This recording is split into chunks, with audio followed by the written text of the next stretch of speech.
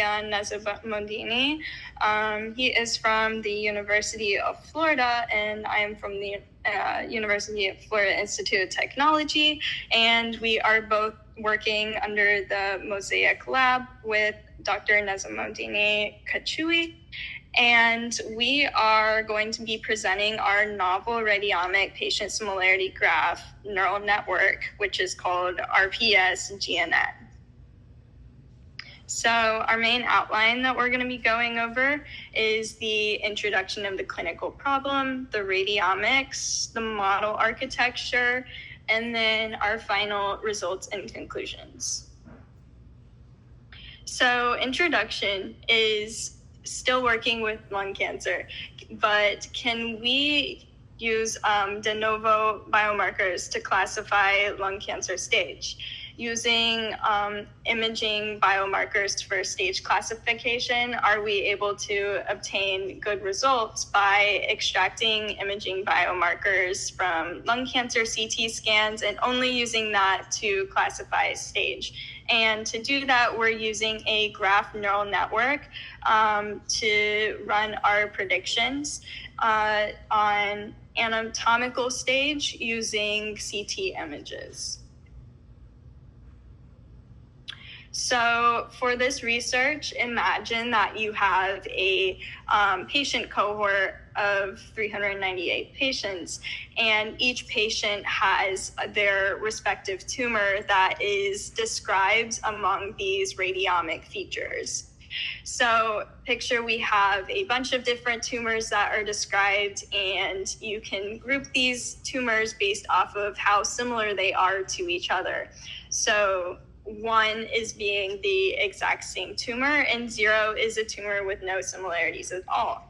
With this grouping criteria, we're able to sort these patients based off of how similar they are related to their radiomics, and you can see these tumor groupings in this computational space. So for current TNM staging, we have to evaluate the tumor, nodal, and metastasis stage of lung cancer. And to do that, the severity of stage is assessed based off of whether the tumor is at a specific location, which would be surrounding either lymph nodes or affecting nearby organs, or just have different structures in terms of size. So the degree of tumor staging and its severity is based off of the location and then the approximate size. So we were wondering if that we could use a CT image to replicate this exact staging, because the two have a bit of overlap with CT images and then also the anatomical staging. But could we actually evaluate the stage just independently of the anatomical stage and just looking at the CT image? So extraction of the imaging biomarkers, we have our called radiomics.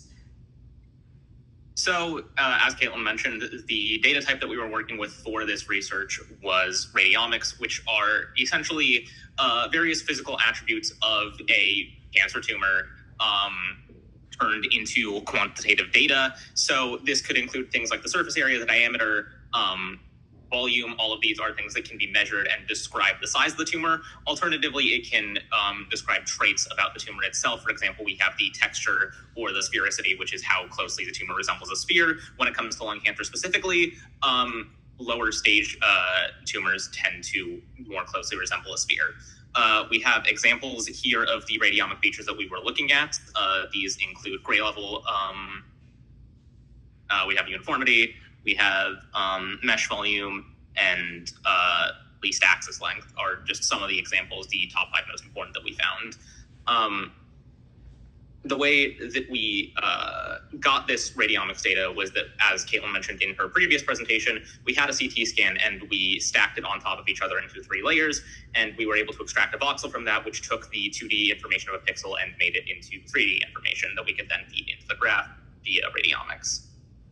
So the data set that we were using for this research was a cohort of 398 patients. Each patient's data consisted of all the radiomics data that I previously mentioned, plus their demographic information, the information regarding their survival status and time, and their traditional anatomical TNM ascribed to stage. The only data that was actually used to train the model was the radiomics, and then we also gave it the staging for the purposes of training it so that it could reference its predictions to see like how correct they were. But none of the demographic information and none of the survival information was given to the model, and the staging information was not used in the predictions at all. This is a figure to demonstrate kind of how feature extraction from CT images work. We have the tumor region in the CT scan, and then by converting, I did not mean to, my apologies. By converting the CT scan into a three-dimensional image, we can then observe things like the surface area, the diameter, the sphericity, etc. And we then take the values for that and convert it into the matrix that you see here. Again, not including things like demographic information, clinical stage, or survival outcome that could influence the model's predictions. So I'm going to go over the embeddings that we fed into our graph neural network, and we used a system of patient similarity graph construction. So what that means is that we're taking the initial data set and we're converting it into a way that kind of informs the model about the way that we are grouping the patients. So the way that we're organizing the graph is based off of patient similarities. Previously in the last talk, I was looking at the radiomic feature similarities with respect to survival time. This time, we are just looking at strictly radiomic features. These features are describing the patient tumors, and then we group them based off of, we first standardize the features using a Z-score standardization to represent all of the tumor descriptors among the same scale. And then we find the distance between each respective patient to form that connected graph. And the distance between each patient is represented across Euclidean distance, which is later converted into patient similarity using a Gaussian radial basis kernel.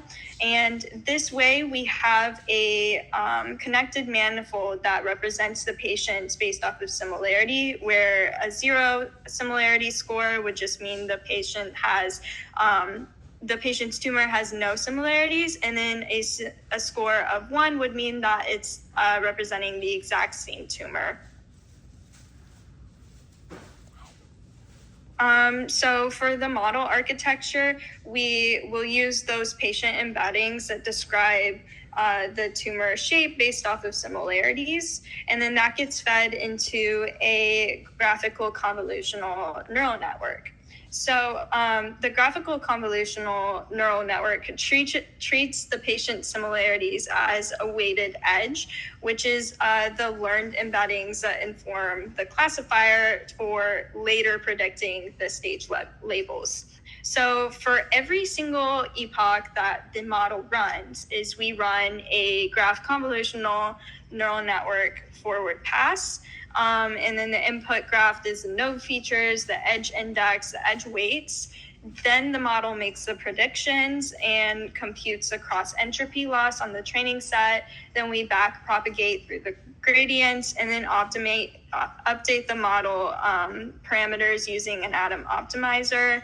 And then for every single epoch, we evaluate the validation and accuracy and F1 score.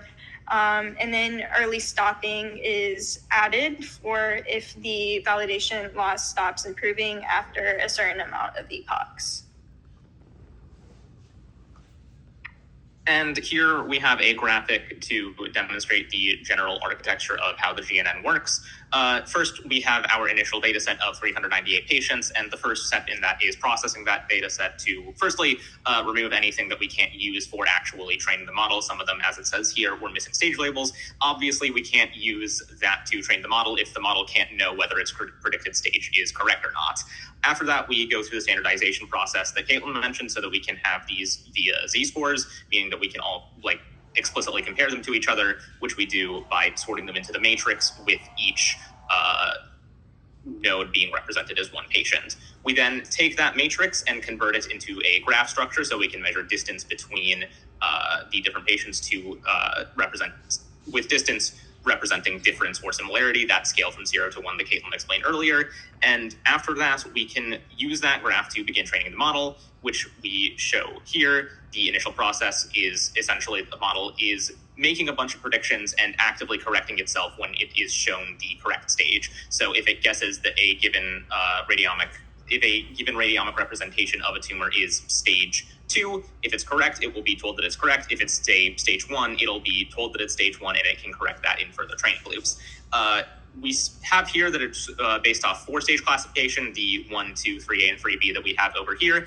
This is something that we'll touch on a little bit later because we did not retain the 4 classes throughout the entirety of our work with this project. I'll elaborate on that more when it becomes relevant to our results. After the initial training is done, we begin hiding the correct stage from the model to let it actually make predictions, and that's self-explanatory. Essentially, now the model is just completed being trained, and with that completed knowledge, it is making a prediction and not being told whether it's correct or not. After it makes that prediction, then we go back and check whether that prediction was correct, and we can calculate various things about the model's efficacy based off that, like its accuracy. To further tune that accuracy, we can tune things like hyperparameters to adjust the way the model learns slightly. For example, when it comes to k-nearest neighbors, each node in the graph can observe the and a variable number of the nearest nodes to it. We can tweak the number of nodes that it has access to and see if that meaningfully alters the way that it can learn, if it meaningfully alters how accurate its predictions are. Another example is dropout rate. We can hide a given number of nodes from the model in training to make sure that it's not becoming over-reliant on a few specific specimens to make its predictions.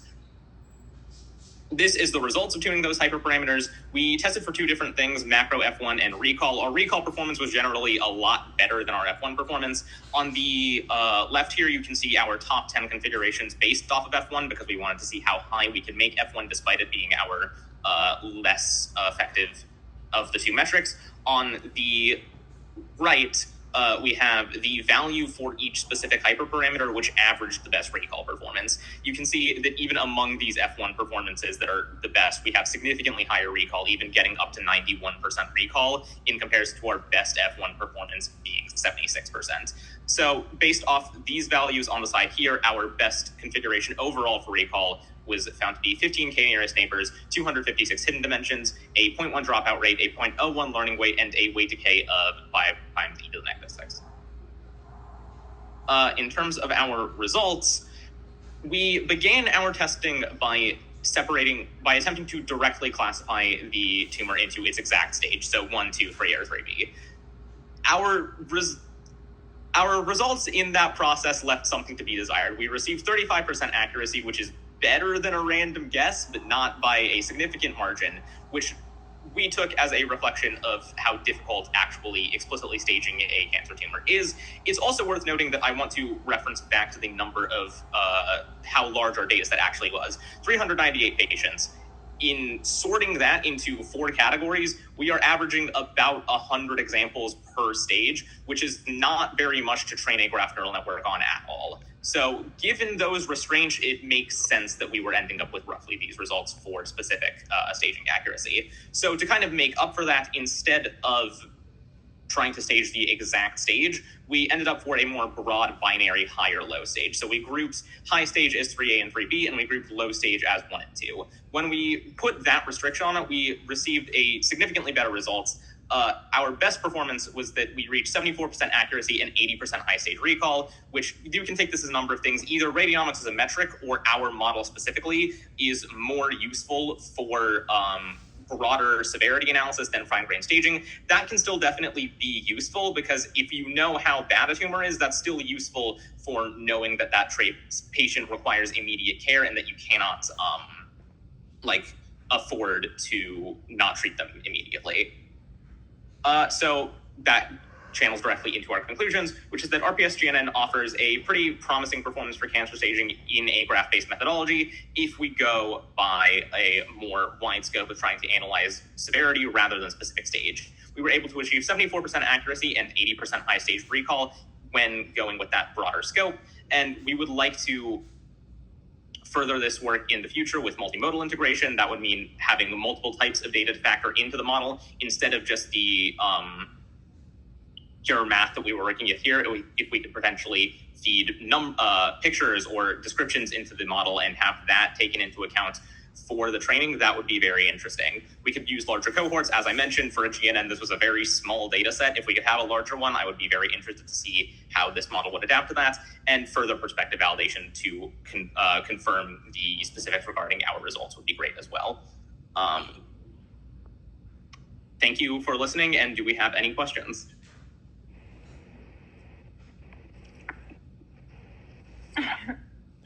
Thank you so much. If you have any questions, please unmute.